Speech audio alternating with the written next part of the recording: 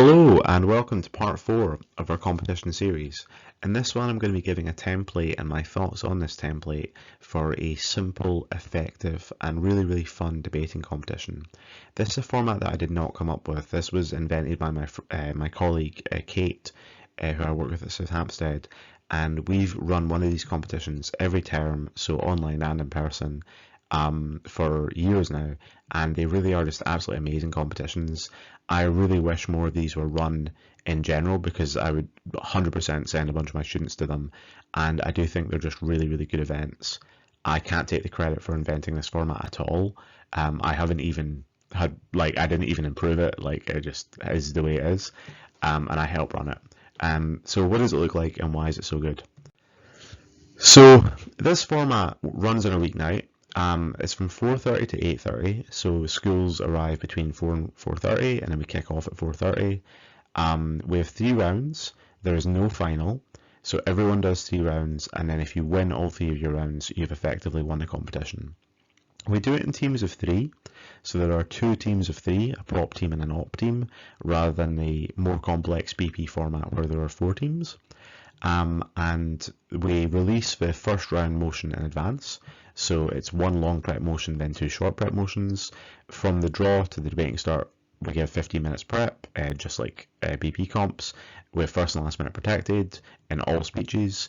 All speeches are 5 minutes in length. The only sort of non-intuitive difference perhaps is that we reverse the summary order, which I think still happens in World Championship format as well.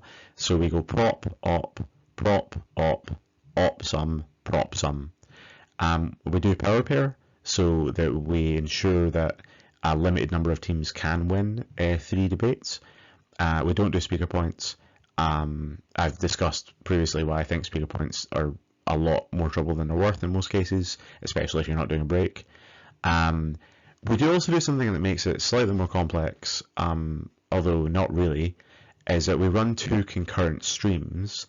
So we are effectively running 2 competitions concurrently because we sort the teams into either KS3, year 7, 8 and 9, the first 3 years of high school, or KS4 and 5, which is the exam years, GCSE and A-level years, or years 10 to 13. In Scotland you could do this like 1st, 2nd, 3rd year, and then 4th, 5th, 6th year if you wanted. That doesn't complicate things that much. You have to do 2 draws for every round, obviously. You can keep the same motion or you can have different motions for each stream depending on how advanced and how simple you want the motions to be. I would definitely recommend having someone who knows how to tab for this. It makes it a lot easier. But because you're not doing speaker points and because teams can only win or lose, you can tab this in Excel if you really need to. I have done that. And it's not super complicated if the competition is limited to like 20 teams. Bear in mind that even with 20 teams, you're talking about 60 kids speaking, so that's still like a reasonable sized event. That's equivalent to a 30-room BP competition. Sorry, a 30-team BP competition. So it's still a reasonable sized event with 10 teams in each stream, but it's reasonably intuitive to tab 2 concurrent competitions of 10 teams where they can only win or lose. You don't have to do the concurrent streams, obviously, if you don't want to. You don't have to have the competition as big as we do it.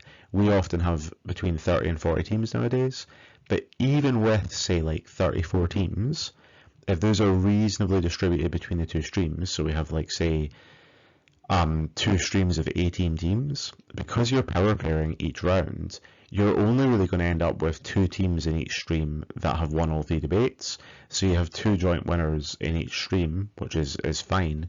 It's still a meaningful victory, and I think it's great that 4 teams get like a certificate or whatever rather than 1, because it just encourages more kids to come back. So this is a much simpler format. I think that's really important for more inexperienced kids, more novice kids, because BP can seem quite counterintuitive at first because of a whole, they're also prop, but somehow I'm against them type problem. But if you just have a team, you are for the motion and the other team in the room are against the motion, that's obviously a lot simpler. So what are some of the advantages? Well, I think the main advantage is that we get 3 debates done in 4 hours. We run these from 4:30 to 8:30, and we've been doing them every term for years, and we finish on time. And most recently we actually had to start at like 5:10 because our school was really late, and we still were done by, I think it was like 8:34, 8:35, and that includes like speaker briefings, judge briefings, announcements and thank yous and everything. So being able to get 3 debates done in 4 hours and being able to do that on a weeknight is absolutely huge, because we typically target this competition towards less experienced students and less experienced schools, and I tend to field a lot of my less experienced kids in these competitions. And those kids might not be willing to give up a Saturday to debate, which would be totally normal. And while I love the university-run BP competitions, those competitions often start at 8:30 or 9 in the morning, and then the break isn't announced until like 5 p.m., 5:30 p.m. sometimes. So you're talking about 3 or maybe 4 debates, but lasting over something like 8 hours, which is a long day, even if you don't make the final. And this format gives you basically as much debating, but in way less time, without having to give up that weekend, which I think is really, really valuable, because not all kids and not all teachers are going to want to give up Saturdays. It makes it a lot easier for state schools to attend because the teachers don't have to give up a full Saturday unpaid. I think it's nice for less experienced kids to be in a simpler format. I also think it's nice for less experienced kids to get the first round long prep. It's less intimidating. I also think it's great for kids who are less experienced to be in teams of 3. It feels like there's more people to lean on. One of you's going to have some ideas. It's a bit less terrifying than being in a pair. And I also think that coming fourth is way worse than coming second, just from a psychological perspective. So if you lose your first round, I mean, ultimately you've been beaten by one team, you've come second, it was kind of 50-50. But if you've come fourth, 3 other teams in the room beat you, which is quite harsh. If you take a second fourth in round 2, like, you're really going to be hating life a lot of the time if you're a kid. And some kids are really tough and just will trumble on, and some kids will just take that as like a personal affront and will work really hard to never come fourth again. But a lot of kids, if they take 2 fourths in their first 2 debates, are maybe not going to come back, or maybe going to like not enjoy round 3 and just kind of want to quit and go home.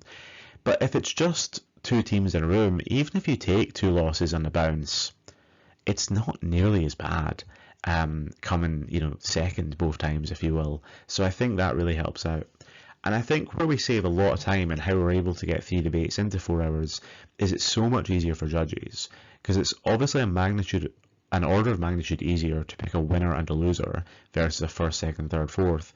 And it's also much, much easier to give feedback to 2 teams than it is to 4 teams, and to discuss why one team beat another team than to discuss all the different clashes. Because bear in mind that BP debating, there's 4 teams, right? But there's 1, 2, 3, 4, 5, 6 clashes.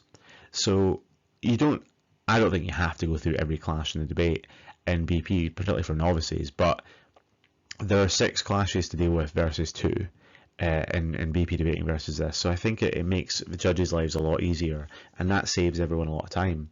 And because it's 6 speeches of 5 minutes versus 8 speeches of 5 minutes, it's a 30-minute debate versus a 40-minute debate.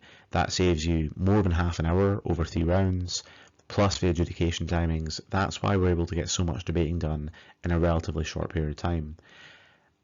This format is much more novice friendly. It's a lot of fun. It's very simple for teachers and for students and for judges. You can get a lot of debating done in a relatively little amount of time.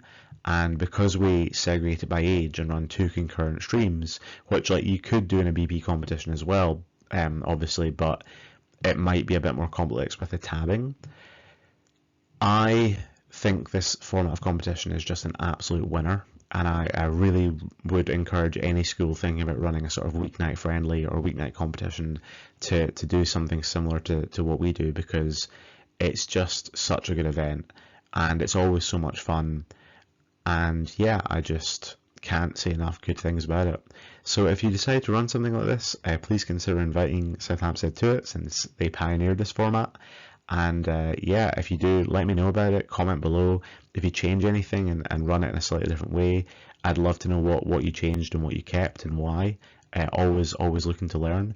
One last thing I'll say is that I often record a speaker's briefing video in advance of this competition and send it out to all the teachers, so that I only do like a 5-minute, very quick briefing at the start of the competition, just to save time, rather than a sort of 15-20 minute briefing you might see at a BP Unicomp on a Saturday morning, because the kids can watch a video 2-3 weeks in advance, and if they choose not to watch the video, then that's on them for not being prepared.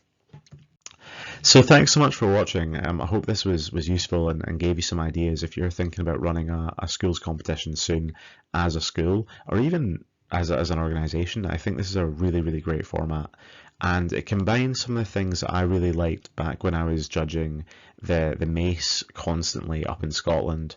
I like weeknight events. And I really think that these are much more social, much more fun, much less exhausting, and much more accessible than weekend events. So yeah, thanks, and we'll be back soon with another video talking about preparing students for competitions. Thanks so much.